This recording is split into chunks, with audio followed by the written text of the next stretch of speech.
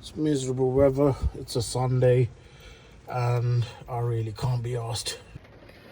But unfortunately, I let the customer down yesterday because I couldn't make it, and got to do a diagnostic on why the fog lamp ain't working on this Citroen C1. But yeah, let's see how we get on. Alright, so when diagnosing these problems, now I'm going to first check if this bulb is burnt out. That could be as simple as that.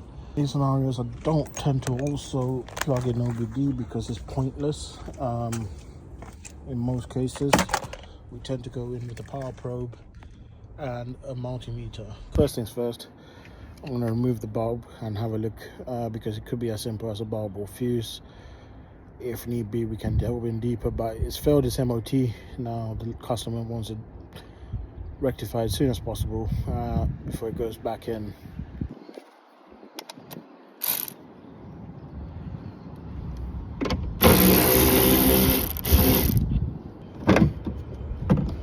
Comes out.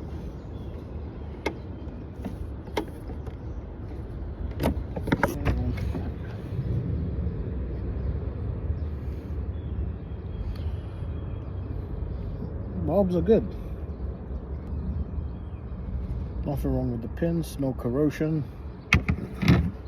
So now, question is, what's stopping you from working?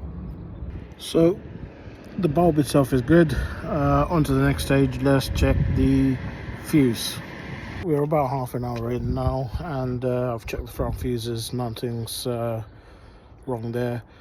Unfortunately, there is another fuse box behind this instrument panel on this. So let's start off with removing that and then seeing what we discover. Power probe's already plugged in, so I can speed things up. 2 Phillips screws there on either side.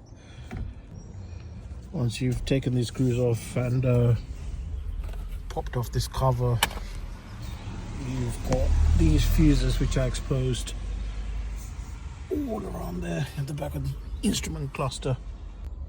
In case you've never seen a power probe work, how it works is simple.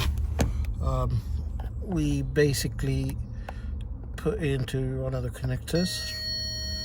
Okay, that's where the 12 volt comes from, and then we put it to the other side of that connector on the fuse. You can see the 12 volt carries on either side.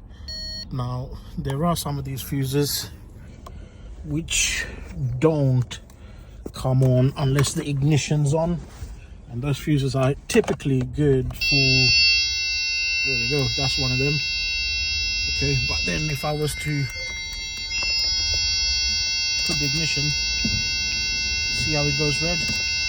So that is one of the fuses that you'd want to tap into if you was wiring a radio or something. But you know, this is how we can tell if a fuse is good or bad without having to pull them out painstakingly. It's quicker and faster to use a power probe because it indicates when there is no power going through the fuse. Unfortunately for me, the fuses are good and the bulb's good. Now there's only 5 things to break this down into when you're doing diagnostics on any sort of circuit with a bulb. It's going to be fuses and relays, switches, number 2, number 3 is your wiring, and number 4 is going to be your grounds, number 5 is going to be the light bulb itself. So looks like we're going to need to take the wheel off and have a look at that indicator stalk, see what's exactly going on with it. 2 Torx bolts over there. There's one more screw over here to be taken off from the bottom, and what we're going to do is have a look and see if there is an issue with the connector on this switch for the fog lamp. Alright, before we go any further, we're going to disconnect this battery. Once your horrible screws have been removed, yeah, get that 19mm bolt out after putting a mark on it. I'm going to do it with that metal marker there. So after much messing around, you need to grab this little spring clamp with some bent nose pliers. Don't really have to take those two 10mm bolts out, and yeah, get this off.